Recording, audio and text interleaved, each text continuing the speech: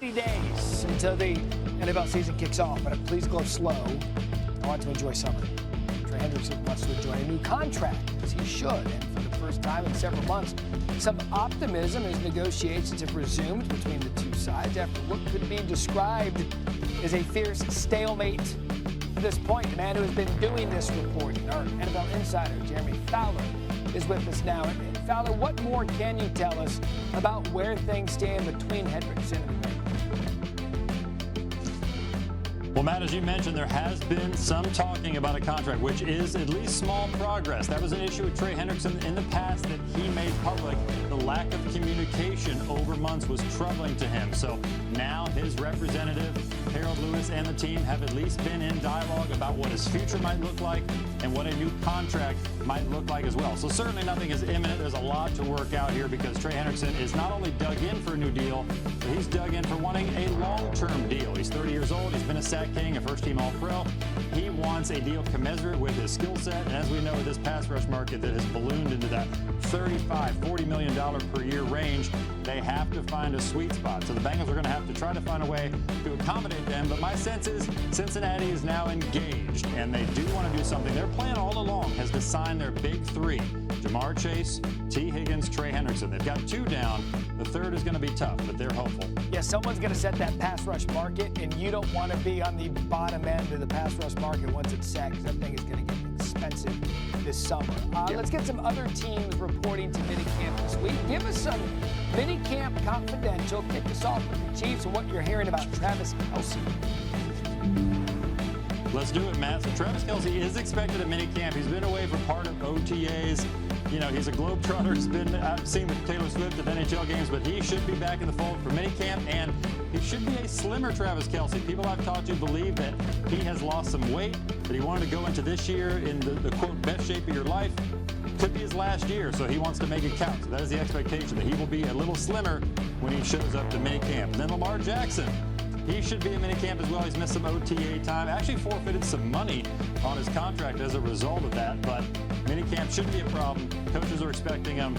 They want to get to work with how he can gel with the rest of the offensive line, the running backs. Derrick Henry, they believe that he's got at least 2 years left. So Jackson is getting more leadership in the offense every year under Todd Monken. So they're going to get that started this week. Jackson Dart. So the Giants believe that he's not only highly motivated, but he's also a fast learner. And that showed up late in OTAs. One source told me that it finally started to click for him as far as how you run the offense, the cadence, what Brian Daboll is looking for. So they just hope that that translates for minicamp. You know, they believe he doesn't have to make a bunch of wow plays or change things. He just has to run the offense efficiently. He's on the right track. And then you see Devontae Adams there. He's going to be in Maui this week, which is kind of nice. The Rams are out there in minicamp, living it up and practicing a little football as well. So with Adams, it was told to me from somebody close to him that he's elated being in LA. He feels like this is something that's personally for him, and it's perfect timing, because when he went to the Raiders, he felt a loyalty and a closeness to Derek Carr. They were friends from Fresno State. Didn't work out. When he went to the Jets, obviously he had the connection with Aaron Rodgers. This move with Matthew Stafford and Sean McVay is more for him. He feels like this is a luxury at this point in his career. He can go with McVay, draw it up. He's got a great quarterback, so he is really thrilled with the situation.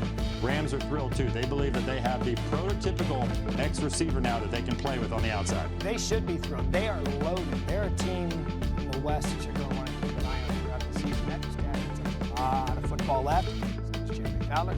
Along the way. Thank you, sir. Mandatory minicamp this week, two of those being Patrick Mahomes and the Chiefs, and Lamar Jackson and the Ravens. That's where we find our ESPN senior NFL reporter, Jeremy Fowler, joins us now. Lamar Jackson expected at Ravens minicamp this week. What's the significance of this upcoming stretch prior to the start of the season? Well, Amina, one of the best offenses in the NFL can kick off in earnest at minicamp. Lamar Jackson will be there with Derrick Henry, who just signed a recent contract extension, so they're going to get that running game in order next week in Baltimore. And also, Lamar Jackson has gotten a lot of freedom from his coaches in the last 2 years with OC Todd Monken coming in, so they're going to really build on that, give him even more and more command of what happens at the line of scrimmage. And then also, GM Costa said publicly that they have entered early contract talks with Lamar Jackson about a possible extension. The sense here around the league is that Baltimore could follow the blueprint that Buffalo put together back in March when they extended Josh Allen. Even though he had multiple years left on his contract, the feeling is get ahead of that huge quarterback market money in 3 or 4 years from now. Just pay your guy now when he's got multiple years left on his current deal. Yeah, well, let's stay in the AFC and talk about the Chiefs. The Chiefs are expecting to see Travis Kelce at minicamp. This after he missed OTAs. What differences should we expect to see from Kelce on the field this year? Well, Kelce will show up to minicamp in what's considered a slimmed-down version. I'm told that he's gotten in great shape this offseason. Last year probably played a little heavier than he had in the past, and so he had vowed to change that, and I'm told that he has in a big way. Just talking to people close to him, they said that he has slimmed down and gotten in great shape, and so this could be his final year. He's in the last year of his contract. He's in his mid-30s, certainly a Hall of Fame career, and he wants to potentially end it on the highest note possible. Yeah, despite all the chatter last season, Kelce still had 97 receptions last year, his 7th straight season with at least 90 catches. And Jeremy Fowler with the latest. Also, happy Father's Day, Jeremy. Thank you, Amina. Over to the NFL where mini camps are underway. No better time for the Fowler Files than the mini camp confidential edition. And how tall am I compared to Jeremy Fowler here on SportsCenter? That is also confidential, America. Your personality is like That's all that matters. All right. So Aaron Rodgers finally decided to sign with the Pittsburgh Steelers and once considered to sign with the Minnesota Vikings.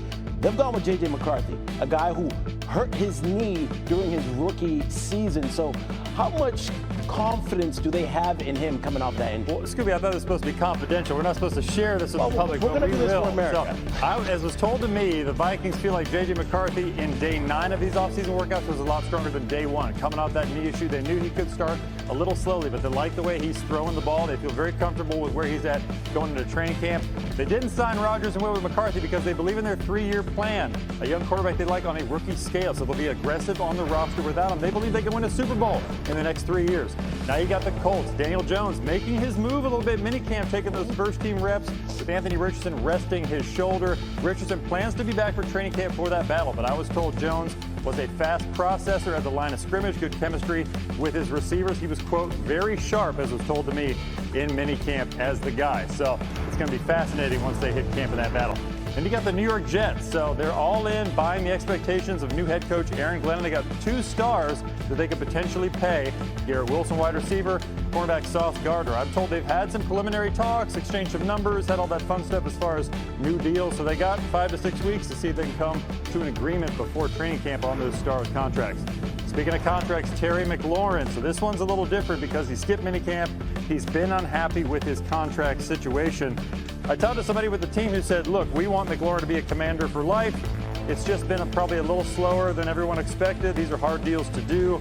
That receiver market is well above $30 million per year. He's a star receiver, so they got 5 or 6 weeks before camp to try to shake that out, and then we'll see what happens. Then you got the Browns. So this was fascinating because I was told Kevin Stefanski's plan for his 4 quarterbacks and OTAs and minicamp was to try to get a lot of different guys, different touches.